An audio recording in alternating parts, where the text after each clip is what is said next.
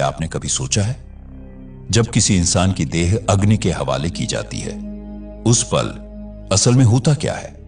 बाहर से तो बस लकड़ियों की चटक सुनाई देती है, धुआं उठता है, लोग रोते हैं, मंत्र गूंजते हैं, पर जो आंखें देख नहीं सकती वही तो असली दृश्य है, क्योंकि उस वक्त आत्मा वहीं होती है, अपने ही शरीर के ऊपर खड़ी, देख रही होती है अपना ही अंत।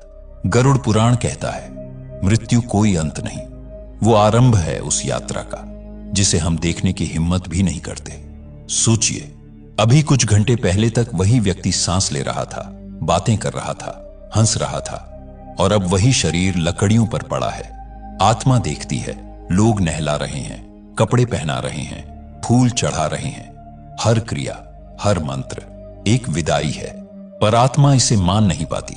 पहली लौ जैसे ही शरीर को छूती है, वो हतप्रभ रह जाती है, सोचती है, ये मेरा शरीर है, इसे क्यों जला रहे हो? वो हाथ बढ़ाती है, पुकारती है, पर उसकी आवाज कोई नहीं सुनता। परिवार विलाप कर रहा है और आत्मा वो मौन होकर देख रही है, अपना ही अस्तित्व राख में बदलते हुए। गरुड़ पुराण के अनुसार मृत्यु के उस क्षण आत्मा अकेली नहीं होती, यमदूत वहीं होते हैं। वे मार्गदर्शन करने आते हैं, पर उनका रूप आत्मा के कर्मों पर निर्भर होता है। जिसने धर्म से जीवन जिया, उसके सामने यमदूत शांत, तेजस्वी और कृपालु होते हैं, पर जिसने अधर्म चुना, उसी के लिए वही यमदूत भय बनकर खड़े हो जाते हैं।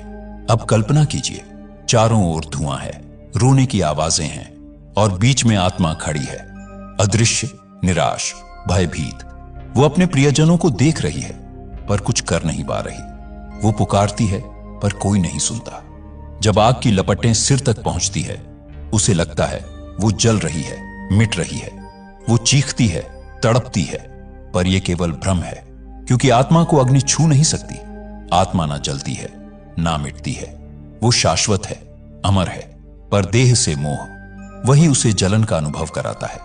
वही भ्रम, वही पीड़ा, यही है वह रहस्य जिसे गरुड़ पुराण मृत्यु का सबसे गूढ़ क्षण कहता है, जहां देह खत्म होती है पर आत्मा अपनी खोज शुरू करती है। अग्नि शांत हो चुकी है, लकड़ियां राख बन चुकी हैं, और अब वहां कोई शरीर नहीं बचा, बस धुआं है, और उस धुएं के बीच खड़ी है आत्मा, भ्रमित, स्तब्ध। वो समझ नहीं पा रही कि अब जाना कहां है। आसपास परिवार के लोग हैं, पर अब कोई उसकी उपस्थिति महसूस नहीं कर पा रहा। वो पुकारती है, मैं यहां हूं, मुझे मत छोड़ो, पर उसकी आवाज